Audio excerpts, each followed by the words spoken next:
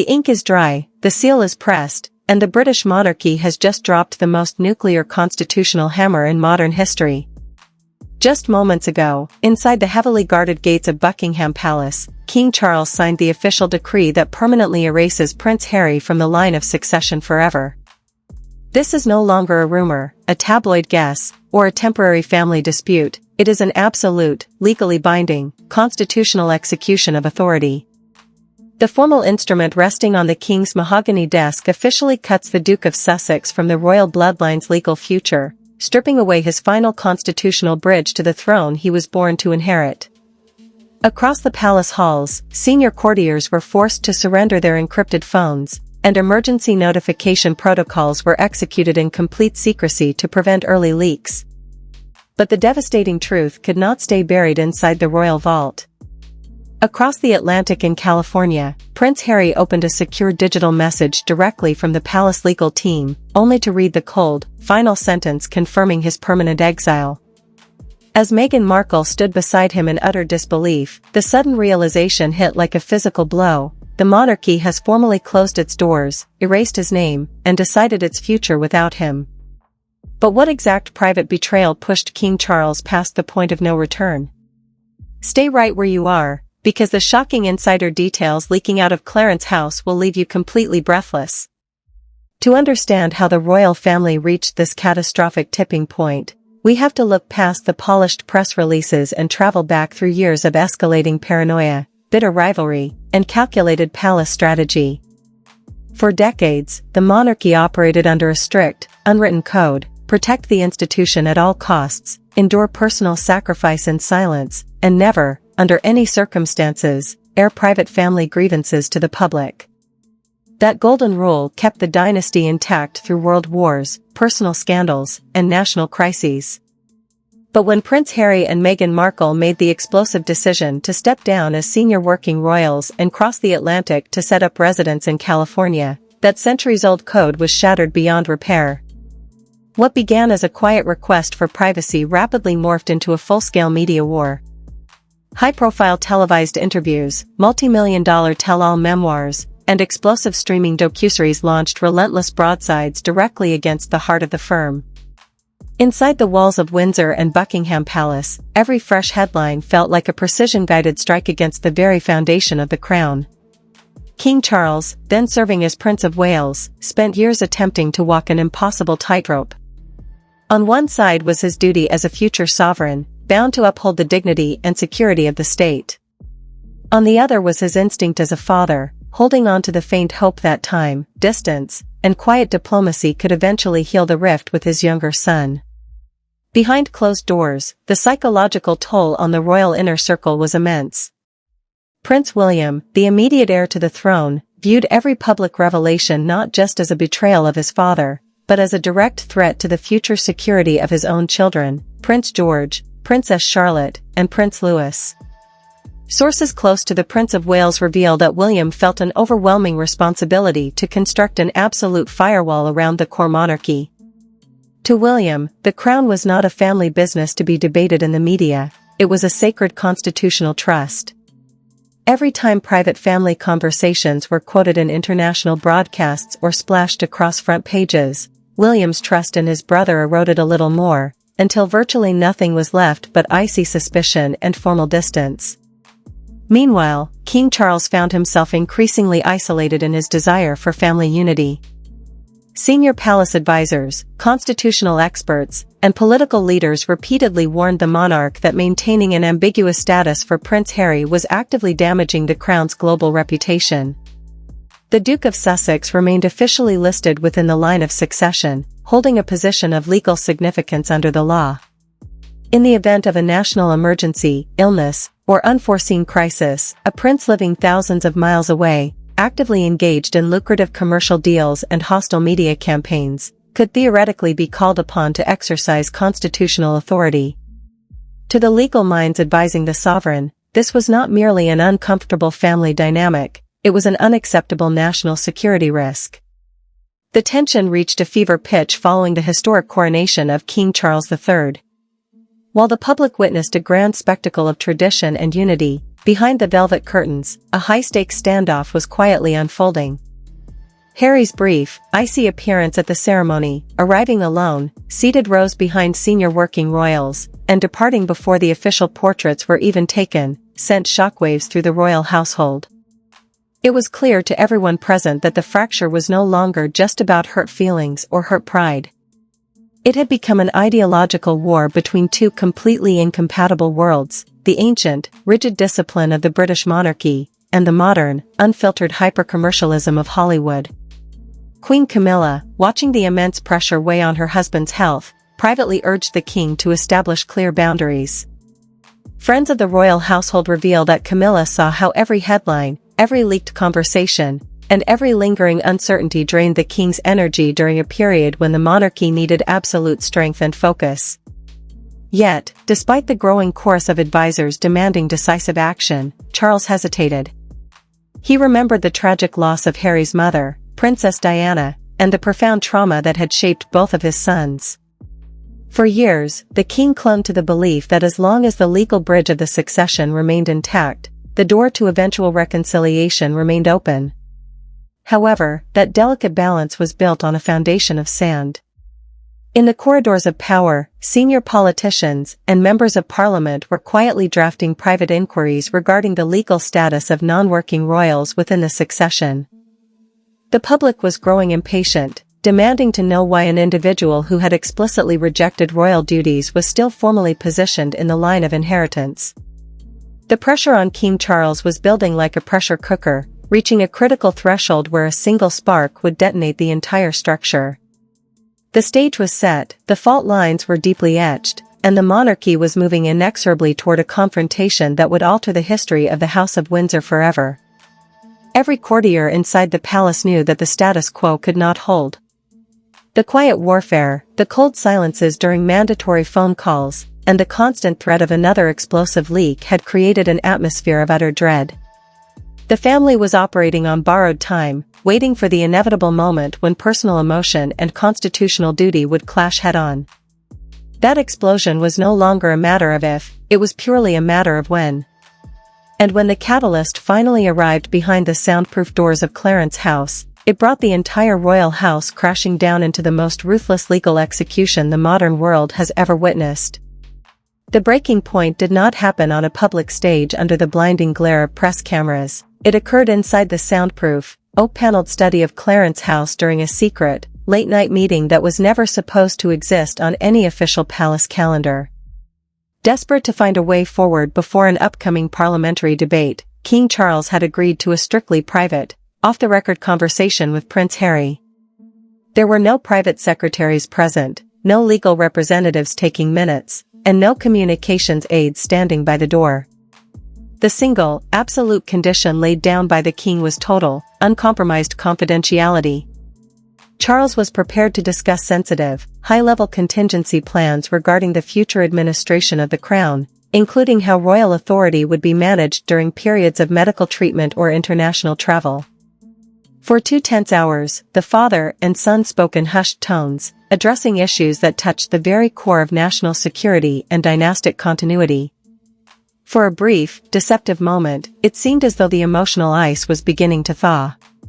The king laid bare his vulnerabilities, explaining the immense weight of the crown and his deep desire to protect both his sons from the relentless pressures of the public eye. Harry appeared to listen intently, absorbing the classified details regarding how the palace planned to restructure internal Councillor of State duties to ensure smooth governance. Charles left the study believing that, against all odds, blood had finally prevailed over bitterness. He believed he had extended an olive branch that would secure peace for the household and shield the monarchy from further instability. That fragile illusion shattered into a million pieces precisely 48 hours later. At 3 a.m. London time, an unexpected notification pinged on the encrypted devices of the senior palace communications staff. A prominent international media host, known for close ties to high-profile entertainment figures in California, went live on a broadcast with a chillingly detailed exclusive. The host did not merely hint at royal drama, they recited, almost word for word, the exact legal mechanisms, medical contingency protocols, and administrative restructuring options that King Charles had privately shared with Harry inside Clarence House.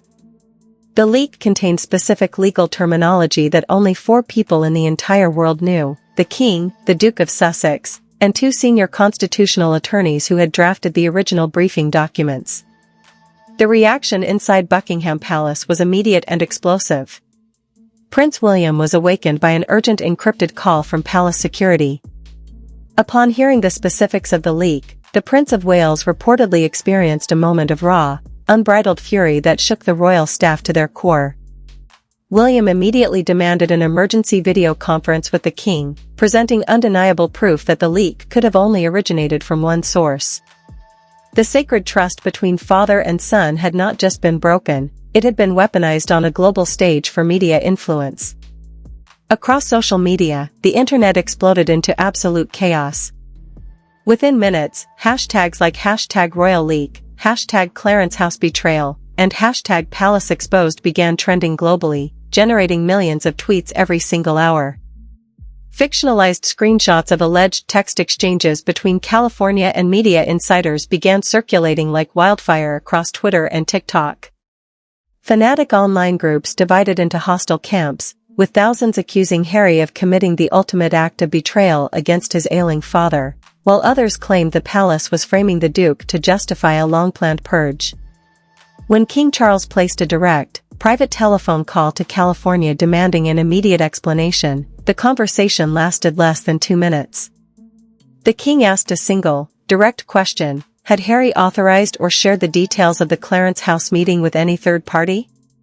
The response from the other end was evasive, defensive, and filled with counter-accusations regarding palace briefing tactics. Harry adamantly refused to disclose who he had spoken to in the hours following the meeting. It was at that exact moment that something inside King Charles permanently snapped. The gentle father vanished, replaced entirely by the uncompromising sovereign of the realm. Then came the first catastrophic twist that no one inside or outside the royal orbit saw coming. Palace courtiers had assumed the King would issue a stern public denial, strip Harry of his remaining honorary titles, or perhaps issue a temporary suspension from official family events.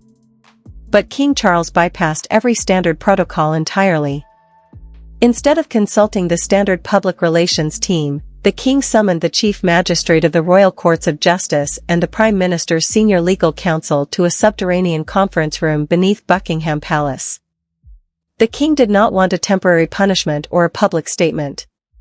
He demanded the immediate drafting of an absolute, permanent instrument of exclusion, a rare, ironclad legal decree designed to sever Prince Harry, and all descendants born of his line, from the official order of succession forever. When senior advisors hesitantly warned the monarch that taking such an extreme, unprecedented step would cause a global media earthquake and permanently fracture the family, Charles looked around the room with icy resolve and uttered a sentence that left every official speechless: "I trusted him with the heart of a father, but I must protect the crown with the power of a king. Draw up the papers immediately."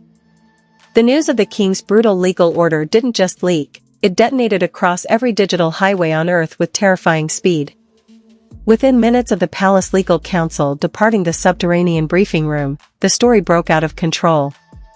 Rumors morphed into verified reports, and verified reports turned into full-blown global panic. The global media apparatus went into an immediate, breathless frenzy. Major networks tore away from scheduled broadcasts, replacing weather reports and stock market updates with breaking news banners flashing in vivid crimson: "Royal line of succession shattered." Across X, formerly Twitter, the digital infrastructure was pushed to its absolute limits. Threads detailing the historical context of the royal line generated over 500,000 posts in under an hour. Viral posts alleging to show leaked internal emails from Buckingham Palace went viral, claiming that Prince Harry had been formally notified via an automated constitutional alert system rather than a personal call. The internet was split into a digital war zone. Royalists launched furious trending campaigns like #ProtectTheCrown and #LongLiveTheKing, hailing Charles for finally taking a ruthless stance against a rogue royal. On the opposing side, anti-monarchy commentators and Sussex supporters fired back with #CruelCrown and #AbolishTheMonarchy, characterizing the move as an act of petty, vindictive tyranny by an out-of-touch institution. Hollywood celebrities, political pundits, and high-profile influencers immediately rushed to weigh in on the fallout. A prominent American TV host tweeted a cryptic message that racked up 10 million views in 3 hours. When a father chooses a crown over his own flesh and blood, the crown has already lost its sparkle. History will judge this cruelty. Meanwhile, legal scholars in London began popping up on international news channels, openly debating whether the king had exceeded his constitutional authority or whether Parliament would be forced to fast-track an emergency bill to ratify the exclusion decree. Inside the walls of Buckingham Palace and Kensington Palace, the atmosphere wasn't one of victory, it was pure, suffocating dread. Prince William was locked in a high-stakes, closed-door emergency conference with senior military leaders and security chiefs. The Prince of Wales was acutely aware that removing a high-profile figure from the succession wasn't just a legal maneuver, it was a massive security nightmare that opened the entire institution up to unprecedented instability. William insisted that every single communication leaving the palace legal office be vetted down to the syllable. There could be no ambiguity, no loophole, and absolutely no room for an appeal. Then came the second, shocking reveal that turned this royal crisis from a tragic family breakdown into a full-scale constitutional earthquake. As royal legal experts scoured the fine print of the newly drafted instrument of exclusion, they uncovered a hidden, highly controversial clause quietly inserted at the direct insistence of the king's personal attorneys. It wasn't just Prince Harry who was being permanently severed from the line of succession. The legal decree contained a sweeping, retroactive nullification clause that extended directly to Harry's children, Prince Archie and Princess Lilibet. The legal language was cold, precise, and completely devastating.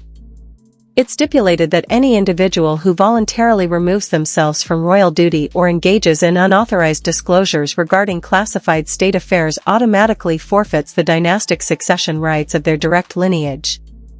In one swift, uncompromising stroke of a fountain pen, 2 young children, who had done nothing wrong and were completely innocent of the adult warfare raging around them, were permanently stripped of their constitutional birthrights to the British throne. When news of this hidden clause leaked to international legal correspondents, the global backlash was instantaneous and visceral. Legal scholars who had previously defended the king's right to discipline Harry were suddenly stunned into silence. Headlines across global broadsheets shifted overnight from criticizing Harry's betrayal to questioning the moral integrity of the monarchy itself. Children of exile, Charles strips Archie and Lilibet of succession rights. Across the Atlantic in Montecito, California, the revelation hit Prince Harry like a physical blow. Sources close to the household revealed that while Harry was prepared to endure personal attacks, title stripping, and public condemnation, the deliberate exclusion of his children crossed a line into deep, personal horror. Witnesses described Harry pacing the grounds of his estate in a state of absolute fury, repeatedly attempting to dial Buckingham Palace directly, only to find his calls redirected to an automated palace switchboard. Meghan Markle was reportedly reduced to tears of sheer outrage upon reading the legal text, realizing that the monarchy had not merely cut ties with them as adults, it had systematically erased their entire family line from the royal record. The bridge back to London wasn't just burned, it had been pulverized into ash. As night fell over London, rumors began swirling that Harry was preparing to launch an unprecedented, nuclear legal challenge in the High Court of Justice against his own father and the British Crown. The stage was set for a public legal war that threatened to drag the most private secrets of the royal family into open court. But just as the world braced for an immediate court filing, an unexpected, ominous announcement came from the Palace Communications Office. King Charles was scheduled to deliver an unscripted, live address to the nation at sunrise. What secret was the king holding back? The explosive news of Prince Harry's permanent removal from the succession sent shockwaves across the globe, instantly dividing public opinion and triggering fierce backlash from media commentators, political leaders, and A-list celebrities. Within minutes of the story breaking, social media platforms were flooded with millions of posts. In the United Kingdom, fierce debates erupted across news networks and talk shows. Prominent royal experts and traditionalists praised King Charles for taking an uncompromising, decisive stand to protect the stability of the monarchy.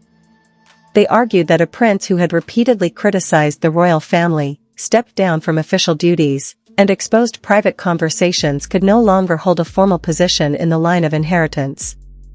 One high-profile British commentator tweeted, "Duty, loyalty, and discretion are the core pillars of the crown. King Charles did what had to be done, the monarchy comes first." However, across the Atlantic, the reaction was vastly different. In the United States and international entertainment circles, the move was widely condemned as an act of ruthless coldness.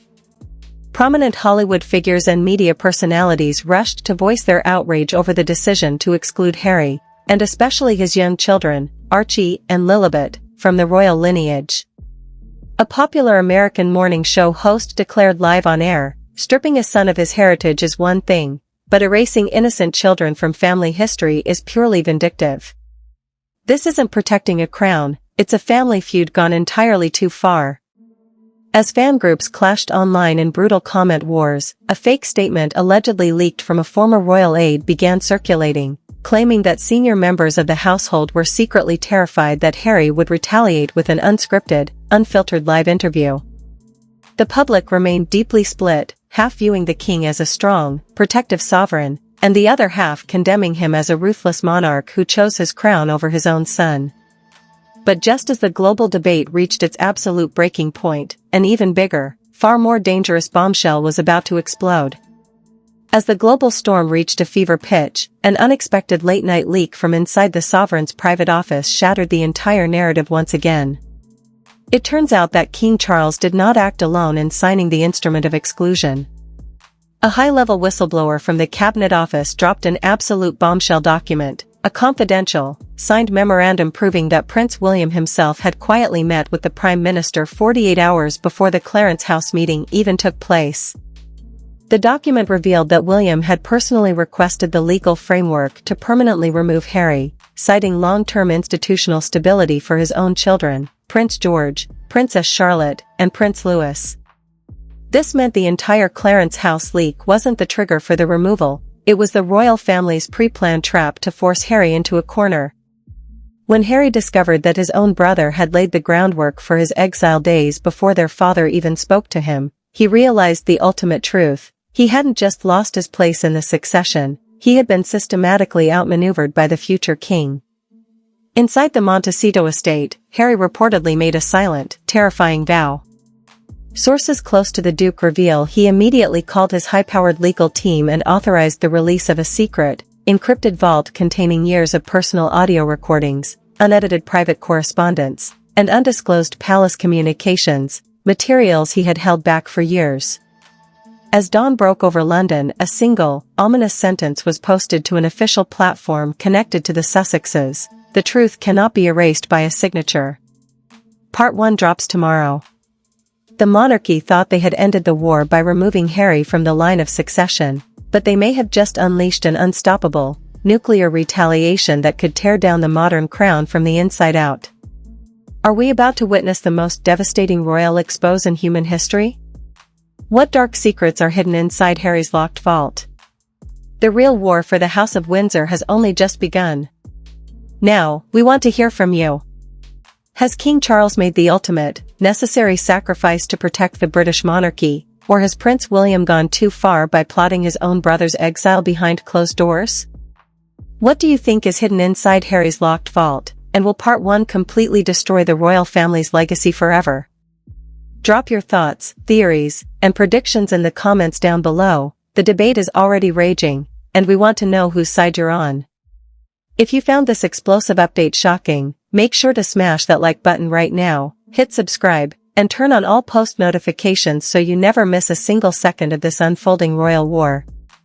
The second part of this story is breaking very soon, and trust us, you will not want to miss what comes next. Thanks for watching, stay tuned, and we'll see you in the very next update.